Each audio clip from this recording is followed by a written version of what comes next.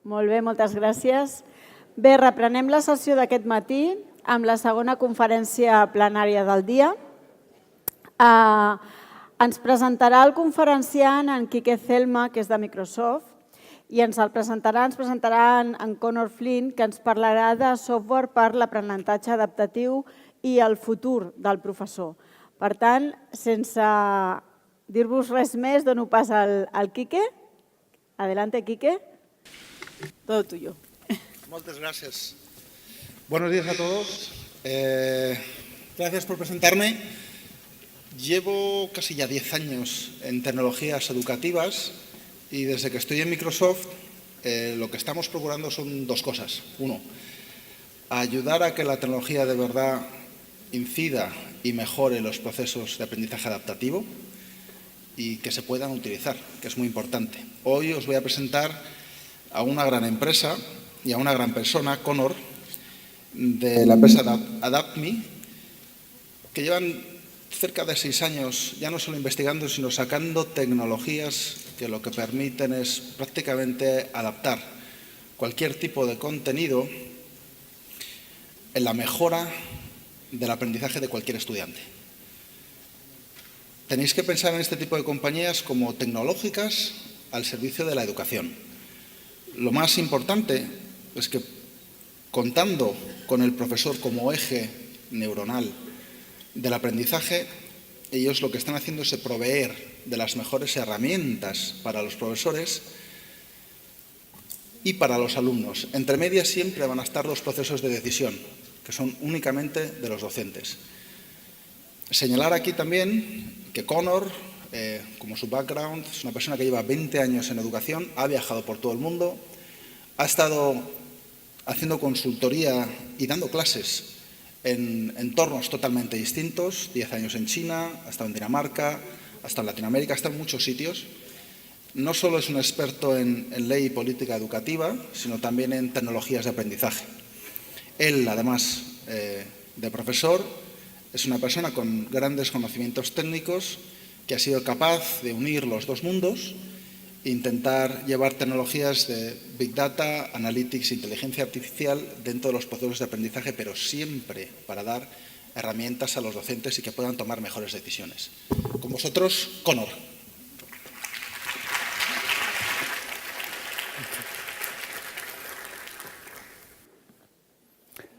Thank you, Enrique, for that kind introduction.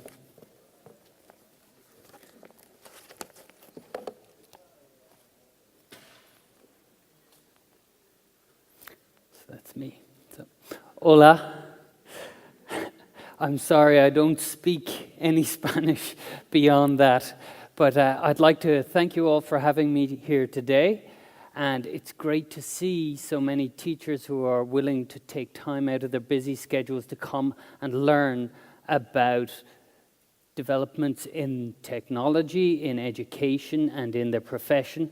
I see this everywhere I go in the world, and I'm always amazed by the thirst teachers have for their development and how they want to continuously improve in what they're doing. Now, I've chosen this picture here to start the presentation. I think it might be a little bit provocative, but the idea of this is to challenge the perception of AI or machine learning in education, and the idea that this might replace the teacher or diminish the role of the teacher. And I hear people talking about how the role of the teacher is going to change to that of a facilitator. And I don't like that, because it gives the idea that the role of the teacher is going to be less than the role of the teacher before. But I believe that adaptive learning and technology in education is there to enhance the role of the teacher, and particularly in terms of enhancing the role of the relationship between teachers and students. And I hope some of the stuff that I can show you today will help you see what I'm trying to work with and give you some ideas on how you might use technology in your classrooms to enhance your relationship with your students. So first about our company. Our company is Adaptemy. We're in Dublin. I was joking outside that I think every young coder or technology person in Spain is in Dublin at the moment, working for Google, Facebook, and we even have some Spanish coders in our office. So Dublin is seen as the new Silicon Valley, and our office is in the center of downtown Dublin, where all of these technology companies are, which is really exciting to see so many young people from all across Europe and the world coming to work in Dublin. It gives us a lot of opportunity to work with a lot of exciting and interesting people. I'm here today to talk about, last week I was at a conference in London, and the topic of discussion between publishers was that the rift between the classroom and the real world is leading to a greater divide in educational outcomes.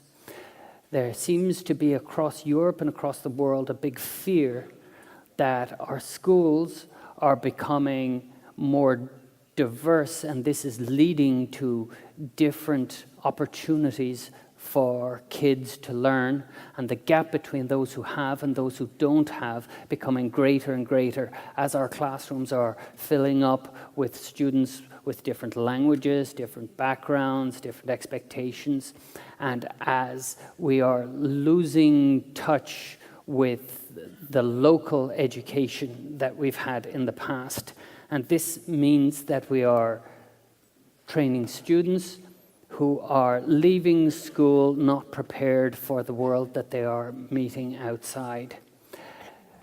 I believe that adaptive learning gives a great opportunity to tackle this problem, or a part of this problem.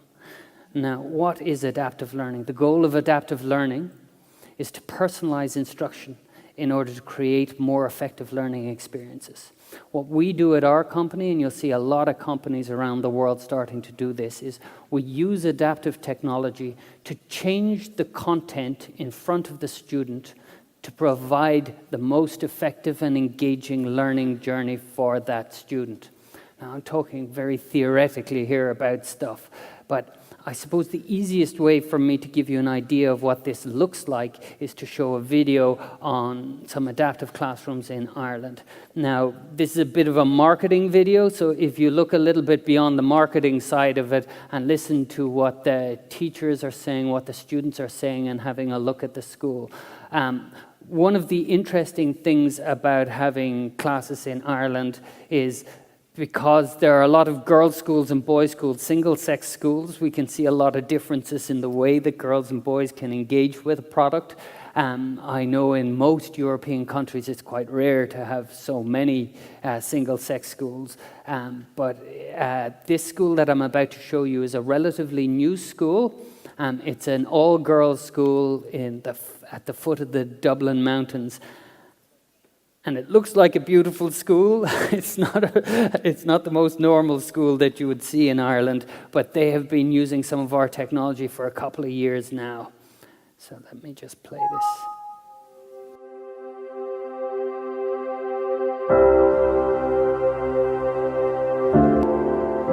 Adaptemy is a unique combination of the skill sets required to deliver adaptive and personalised learning in education. We tailor the learning experience to every student. We give them the content that they need at the right time, and we build their confidence and their competence. There's a huge potential for technology to really improve the lives of teachers and students. That's what makes us special. Adaptemy makes my life easier. It collates information from the students, it marks their work, and it presents that data to me so that I can make informed decisions about how best to push the students on, challenge them, and direct their learning. I do feel like I'm receiving more personalised experience with maths. In taking notes down from a board is much more broad, but I know by using Adaptemy it's just for me, it's getting me to where I want to be in my goals, and it really shows me my strengths and weaknesses within a topic, and it shows me the exact point of where I'm going wrong. Everybody is different when it comes to maths, and everybody has different skills and different abilities. So if you have an individual program for each child, it really helps them it improves what their weaknesses are, and the program picks that up very quickly. It's so easily accessible, and you can go and you can do it whenever you want, and you can see where you're going wrong, and you can work in the topics that you're struggling in or the ones that you're better in. Using Adaptemy has enabled me to move away from the traditional classroom, to put the students at the centre of the process and to be there as a support to them. Experience has shown that technology can only take you so far. Real value comes when you pair technology with a deep understanding of the complexities of the learning process itself. We really understand the lives of students. We understand the difficulties in learning. We understand the workflows of teachers and what can make their lives 10 times better.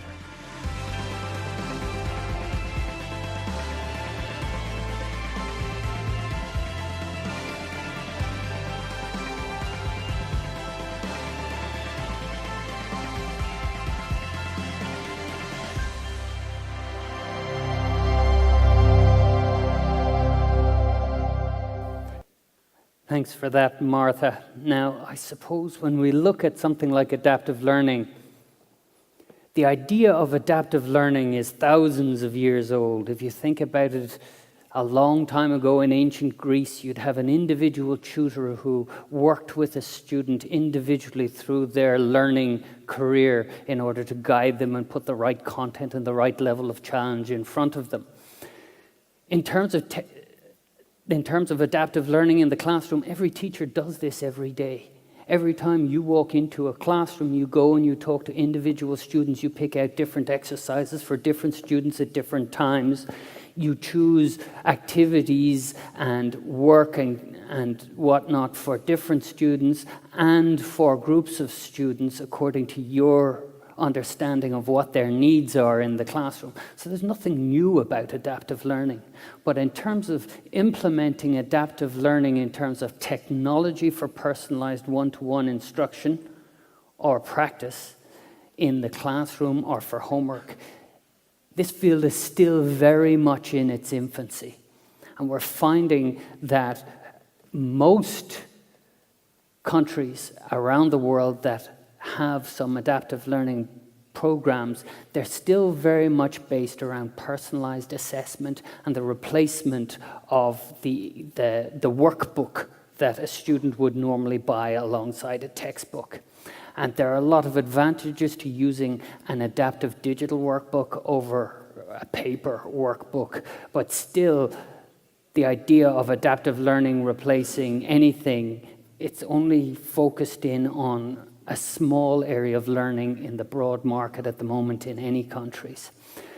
One of the things that using digital when interacting with students allows us to do is it allows us to measure very carefully the effect everything is happening in terms of student engagement, in terms of student improvement. And just for that product there that they were using, because we have 3 years of data from more than 10,000 students over a period of 3 years, more than 10,000 students per year using it over the course of the year in Ireland. We're able to measure very precisely how effective different algorithms have been in affecting the learner journeys and the educational outcomes of the students.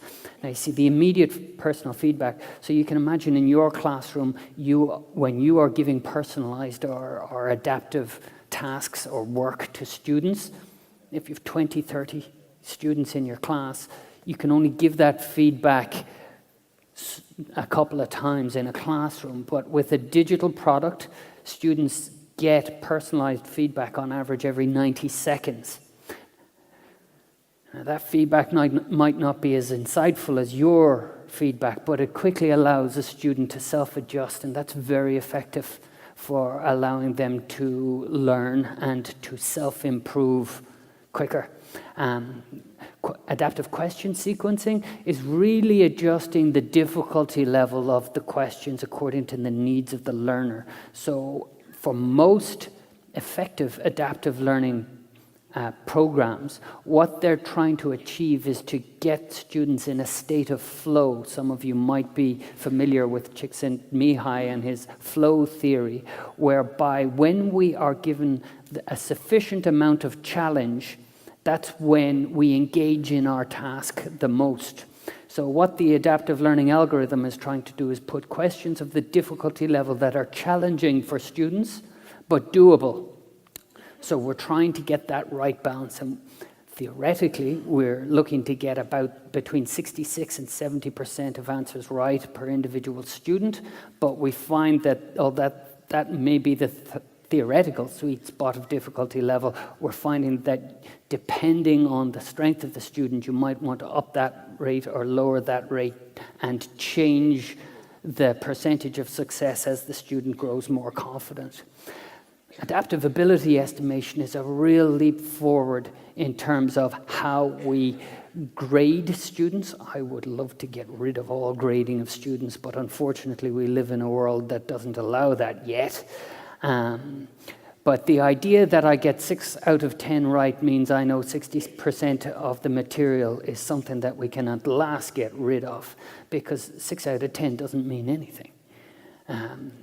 Adaptive ability estimation allows us to estimate the probability of a student getting that question right in the future, which means that just because I got a question wrong earlier, if I get it right later, it shows that I have learned, and it means that the likelihood of me knowing it is better going forward. And the second part of that is it allows memory degradation to come in, where we can model when we expect a student to forget something. So we can put something back in front of the student before they forget it. You'll probably know this as interleaved practice or spaced repetition. You'll hear that from other adaptive learning companies, and it's really effective for helping students to memorize stuff. But remember, memorization is not everything. Learning path recommendation is the nudge that we give in order to recommend the next piece of content for students to do. You do this every minute of every day in your class. You recommend what a student is going to learn next. Using technology, within the framework of the context that you have chosen, we can recommend little pieces of content for that individual student in order to guide them along the path to the goal that they need to get to. And motivation detection is about, don't put stuff in front of an unmotivated student. If they are clearly not engaged with this material, stop asking them maths questions. Ask them what they want to talk about. Now, this is something that you as teachers can look around a classroom, see the face of a student in 2 seconds and pick it up and know Conor isn't concentrating, Martha's asleep. But technology is now getting better to be able to stop being dumb and keep throwing questions in front of students, to stop and take a step back, either alert the teacher or ask a different type of question. So if you're thinking about students, I'll jump forward here. I think everybody who's been a teacher has seen this. When I was teaching in China, it was rare to see this because they're able to hide it much better.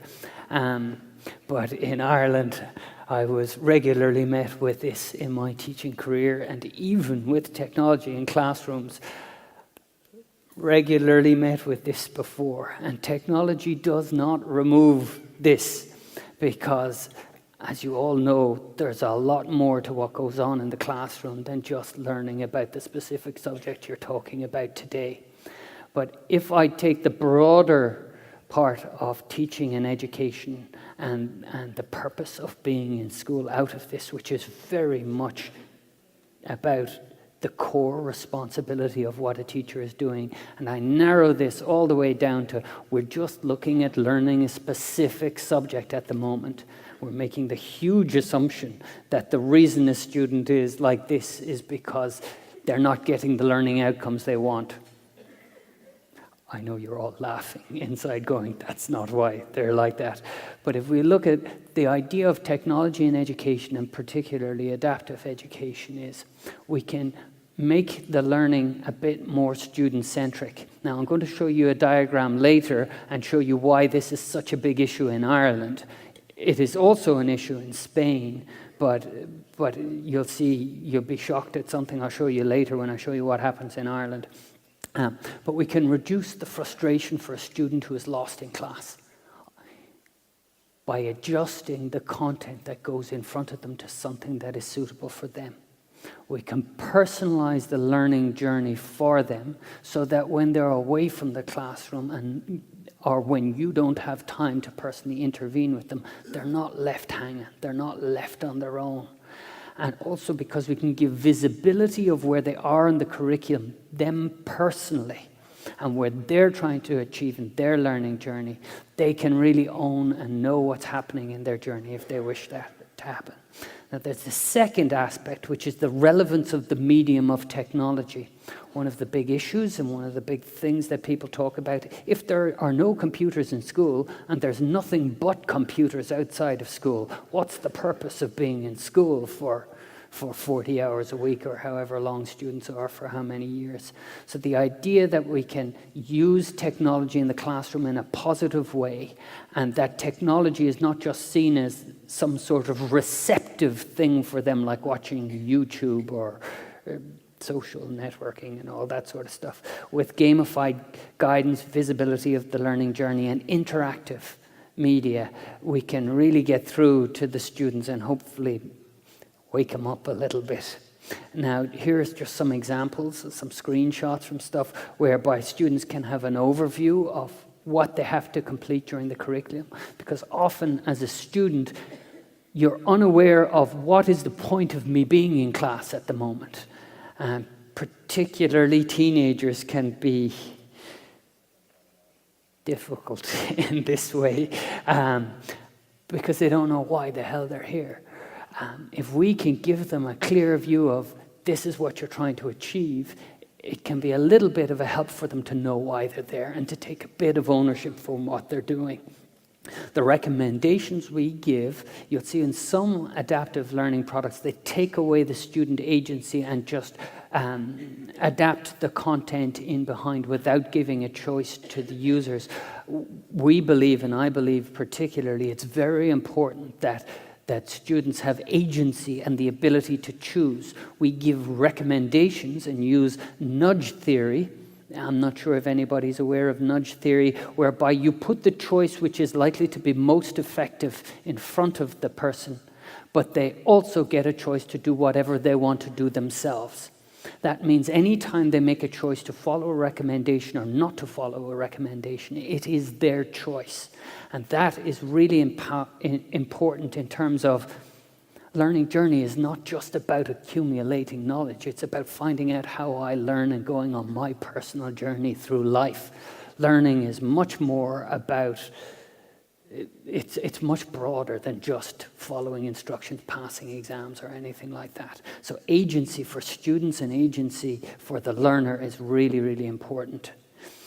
Personalized guidance and getting it right. I always give the joke. So when we moved to Germany, we did direct translations of English, and we say good luck to the students in Ireland, which is quite informal but culturally relative. And if they didn't pass, we'd say hard luck. And the Germans, when they got this translation, the German teachers got very upset. They said, it is not bad luck that the students didn't pass. It is because they didn't work hard enough. But it is really important to get the cultural personalization correct in the language that we use in technology products in order to make it real for the students. What you do as teachers is you make it real for them. The local environment is what is key to learning relevance in anything that's happened. And technology must align behind you in order to do this.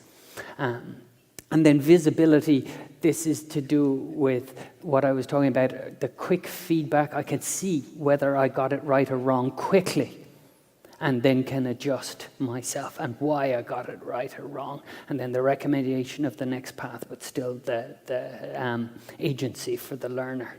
Now, from the teacher perspective, you're looking at this going, oh, so a machine or some artificial intelligence is going to choose the content to put in front of my students at the time that's right for them. It's more effective than I am because it can do 50 million things in the time that I can talk to one student. Well, what does that mean for my job? Well, this goes back to what I was saying at the start. This idea that a teacher will move from giving information to students to being a facilitator of the classroom is not where the role of the teacher is going.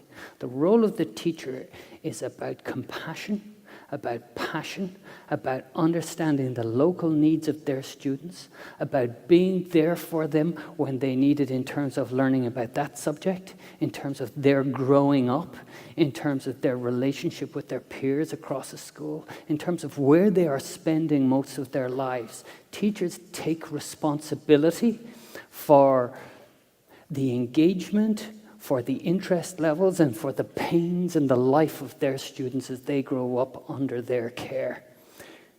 It is not about putting information in front of students and checking whether they got it right or wrong. The putting information in front of students and checking whether they got it right and wrong, give that to a computer. Teachers' job is to gain, maintain, and grow the trust and respect that they have in the interpersonal relationship they have with their students and with their class. And technology should feed information to a teacher in order to enable that relationship, to make it stronger. In the modern world, we are now starting to get the technology right that can give information to teachers in order to deepen their relationship with their students. Now, this is something I got from a recent OECD report. We see up and down here is memorization and elaboration, and we see left and right is student-orientated to teacher-directed. Look at Ireland out there. Oh my goodness, now there are a lot of reasons for this. Irish teachers in general are much younger than European teachers. You can see Spain is somewhere in the middle. Can you see them there? But Irish teachers are usually not subject matter experts. So a maths teacher in Ireland might never have studied maths. So nervous, inexperienced teachers tend to stand in front of classes and talk a lot, and this tends not to be such a good thing. One of the advantages of adaptive learning is it can take a lot of the pressure off teachers to be subject matter experts, and they can spend a lot more of their time focusing on what they should be focusing on, which is their students, rather than the content. But one of the problems with technology is once it comes in, the first disruption can be very frightening for teachers, because teachers intuitively understand that the trust a student has in me is what is vital for the success of my class, for the success of that student learning journey, for the success of all the other students. And because particularly in Ireland, teachers are a little bit afraid that they don't really know the content. So therefore, they go and study and practice repetition and do the sums again and again in order to come across as trustworthy. Because if a teacher stands in front of a class and can't do the subject, that's the first huge break of trust between student and teacher. So Irish teachers stand in front of the classroom and talk a lot because they don't want to lose that trust. But if we can use technology to do that and change the perception of where that trust is built with the teacher, classes can be much more effective. What do? We give information to the teacher about who has done stuff, who has not done stuff. We give them information about how they are doing. Again, there's them terrible grades. I wish we could get rid of those, but we can't. And we give an overview of where people are across the whole course, so a teacher can plan out their year. You see a lot of data here. In the modern world of technology, teachers are going to have to become more comfortable with data. People who make products for teachers are going to have to get a whole lot better at presenting data to teachers who aren't all that comfortable with data. But both sides are going to have to work hard at this to make it better. And remember, our students are going to go out into a world that is filled with data. And if they are worried about data, they're immediately at a huge disadvantage to people who are comfortable with data. So teachers have to start showing confidence in data and how they use data in their classrooms with students. using data correctly should give insights to teachers and allow them to be much more creative, allow them to spend much more of their energy on understanding and adapting to and energizing the needs of their students and making their classes more creative. It should free up time for much more project work and collaboration, because you should have the basic skills covered by a computer somewhere. And you should be focusing on the higher value interaction, interest, bringing people together, helping them to understand what they mean in their group, helping them to understand themselves and their learning journey. And fundamentally, technology should allow teachers to have a deeper relationship with their students, because this is the role of the teacher that is valuable, and this is the role of the teacher which is timeless and will always be necessary for society. That's everything I have to say today. If anybody has any questions for me, if you could ask them in English, that would be great, but Enrique has agreed to translate for me. ¿Preguntas?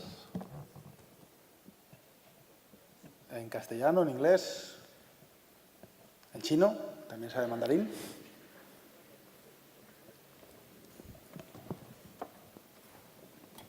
Hello. Hello. Hello. First of all, here, down here. To your right. Hiya. Hi. First of all, thank you very much for your presentation. I'm not a big data fan at the moment, but you've made me a bit more fan.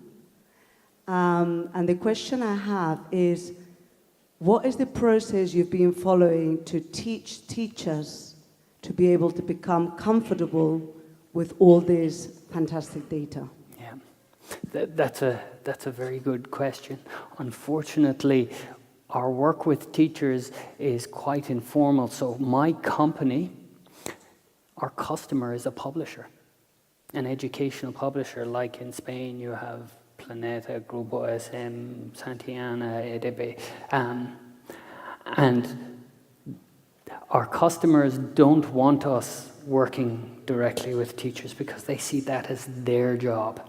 So when I work with teachers, I work with smaller numbers of teachers. I go into their classrooms and I work with them over a period of time.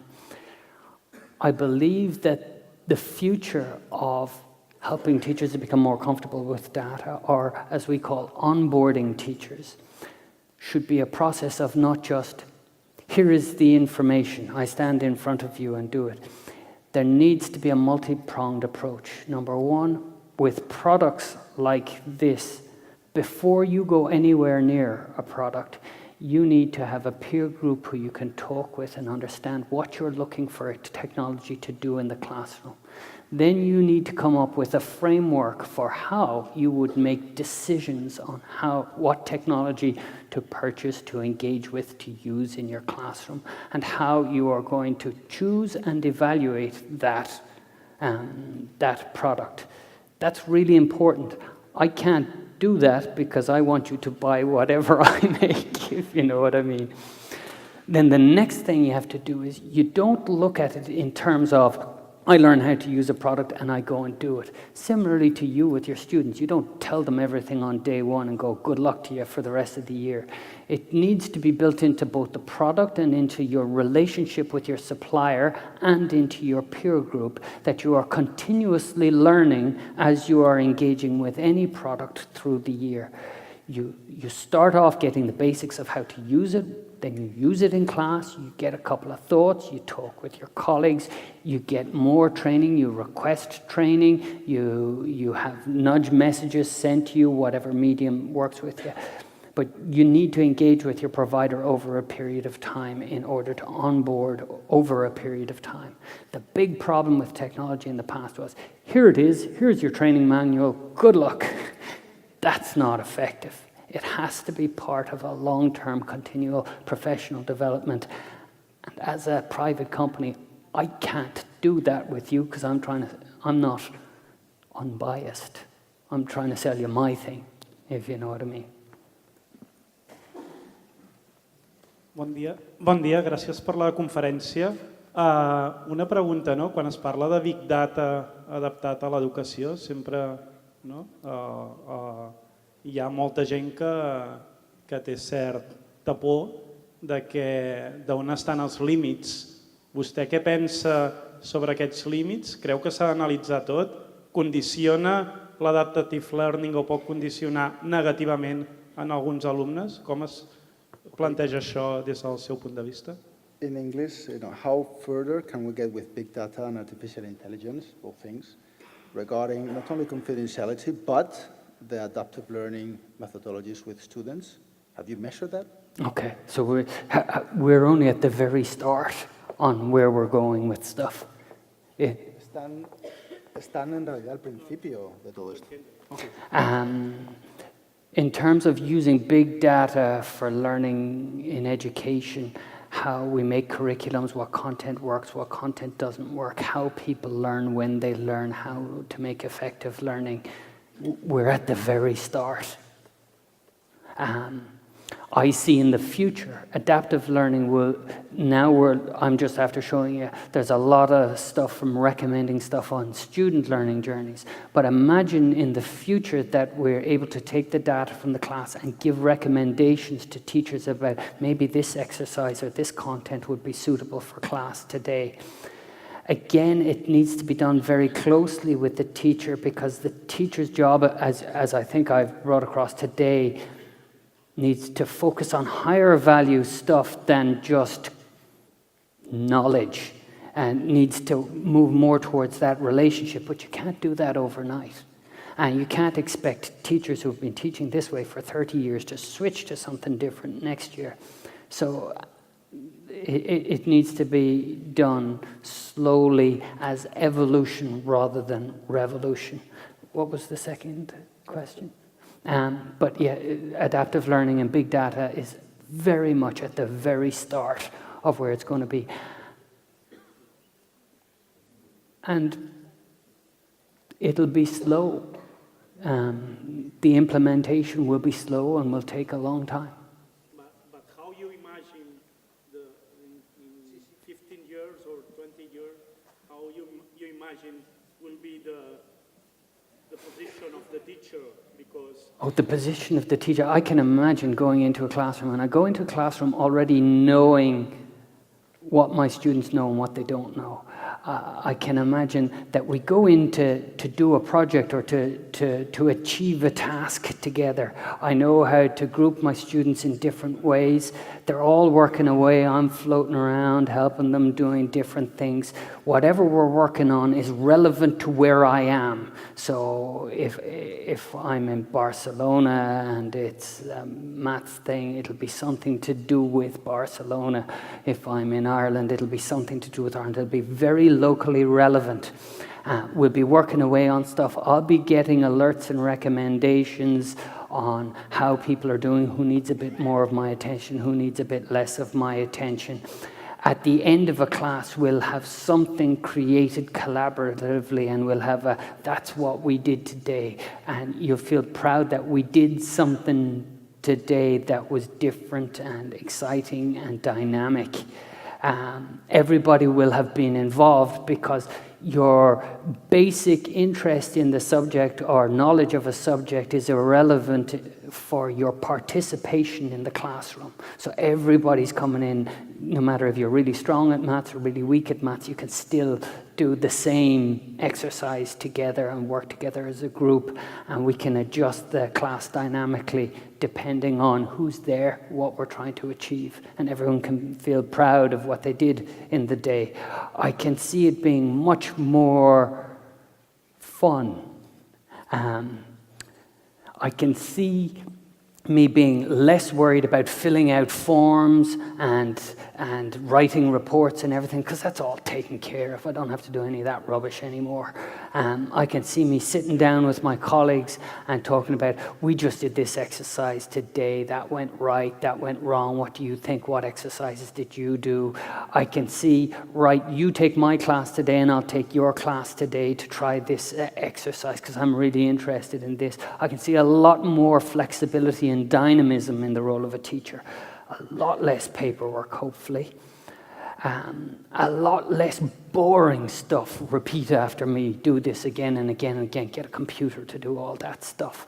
A lot more time spent listening to an individual student rather than telling them what to do. So that's what I see in 15, 20 years. Hopefully I'll be right. And maybe I'll have more hair as well.